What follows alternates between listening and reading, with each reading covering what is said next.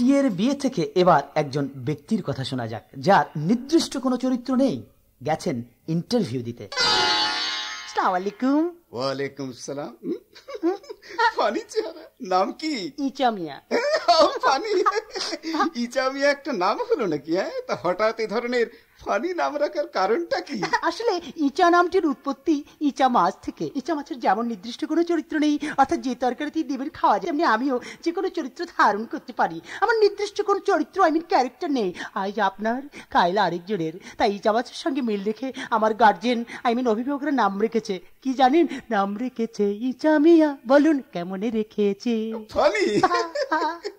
তা আপনার ওই প্রিয় ব্যক্তিত্বটি কে? মাইসেলফ, আমি নিজে। জি, কারণ আমার মতো চরিত্রের লোক এই ধরাধামে পাওয়া খুবই কঠিন, দুষ্কর। আচ্ছা, ক্ষুধার জ্বালাতেই তো মানুষ কর্মের সন্ধান করে। আচ্ছা বলুন তো, মানুষের কখন ক্ষুধা লাগে না? আফটার মিল, খাওয়ার পরে। আচ্ছা বলুন তো, ভাষণ মানে কি? অসংখ্য চাপার সমষ্টিকে ভাষণ বলা হয়। ক্ষমতায় যাওয়ার আগে ইহার বিষয়বস্তু থাকে ভরণ পোষণ, যাওয়ার পরে শাসন শোষণ, ক্ষমতা হারাবার পরে রাজপথে ভাষণ। Very funny.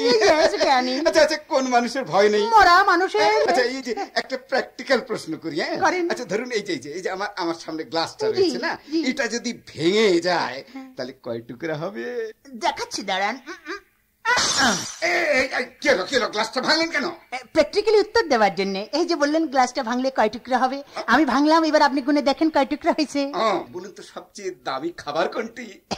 হাওয়া। হাওয়া কিরকম?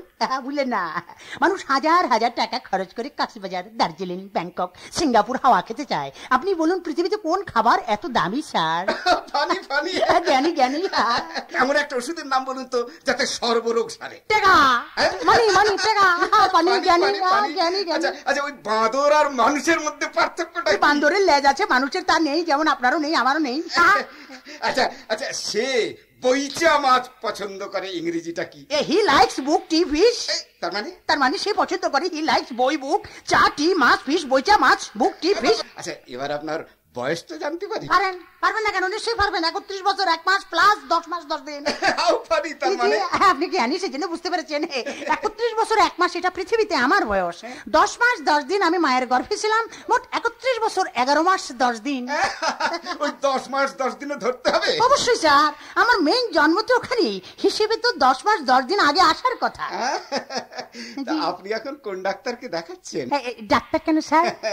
আপনার মস্তিষ্কের সুস্থতা নিয়ে তো আমার সন্দেহ আছে। কি বলেন স্যার? আমার চাইতে কত বড় বড় পাগল করে খাচ্ছে। আমি যদি পাগল হই, আপনি তো তাহলে ডাবল পাগল। পাগল? এত বড় সাহস? সাহস নয়। আপনি তো জানেন যে আপনি আমাকে চাকরিটা দেবেন না, দিতে পারবেন না, কারণ আমার মামা খালুর জোর নেই। তবুও আপনি খালি খালি বসে আমাকে উল্টাপাল্টা প্রশ্ন করছেন, আমি উত্তর দিচ্ছি। স্যার, বয়স তো হয়েছে, এবার ছাড়েন, দিলে পাপ কিন্তু বাপকেও ক্ষমা করবে না। সত্য কথা বলো রে ভাই, সতে পথে চলো রে।